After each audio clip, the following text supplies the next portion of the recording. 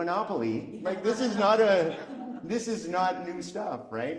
Like this is what it tends to. It tends to go towards really centralizing money. And once you have all of that, then you could do so much. Right? You could do so much. Elon Musk could do a lot because he's almost worth $1 trillion, right? That's what he wants to be worth, $1 trillion. So. There's just a question over here. Yes, when there, I think. But it doesn't pencil out here. Yeah, so the pencil out. I love the pencil. Thanks, Eric.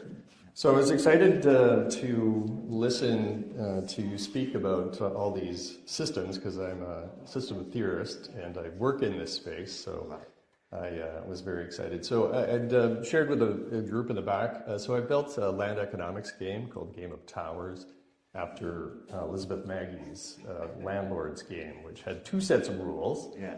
One was the monopolist rules, where there was the winner bankrupt everybody else, and then there was the progressive rules, which everybody won when everybody had doubled their money. So it was more equivalent. So the idea I wanted to kind of float here and get your response to was the way that I've looked at building the system that I built, Blockshare, is to look at the block as the single most important unit of a change. Yeah. And so the interesting stat that I wanted to kind of throw out there is that your average block in Vancouver has a budget of $2.4 million.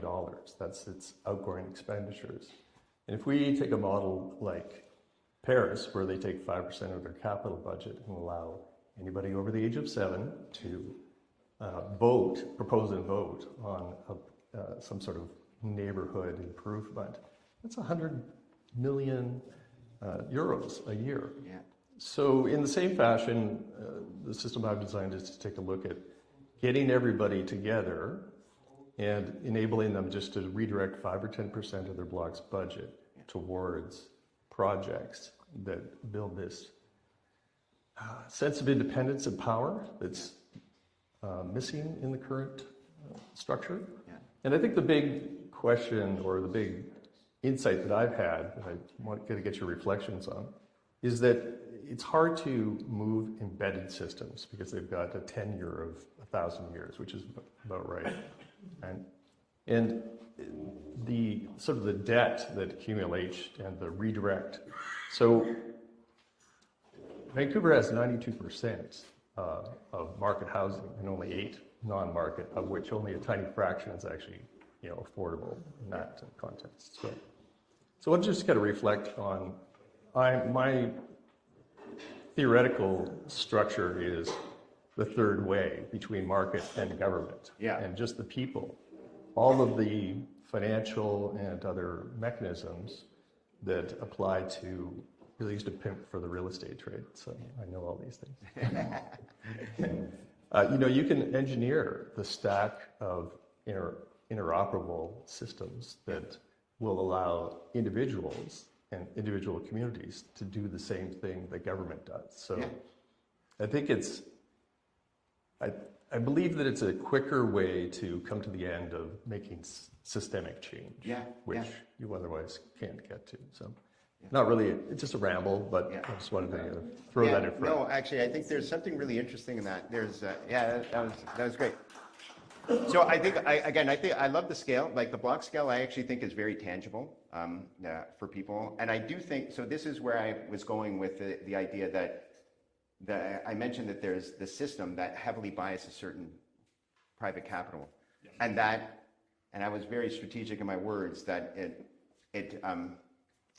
it determines what's even imaginable. Like, so there's a lot of really interesting things that have been happening. There was Clara Mattei, who runs FREE, which is a forum for real economic emancipation. She ran a really interesting kind of pilot where the community itself determined the budget of their own city. So they sat with councillors and the community came in and they did it with them. Like, again, unimaginable, right? Unimaginable that would happen.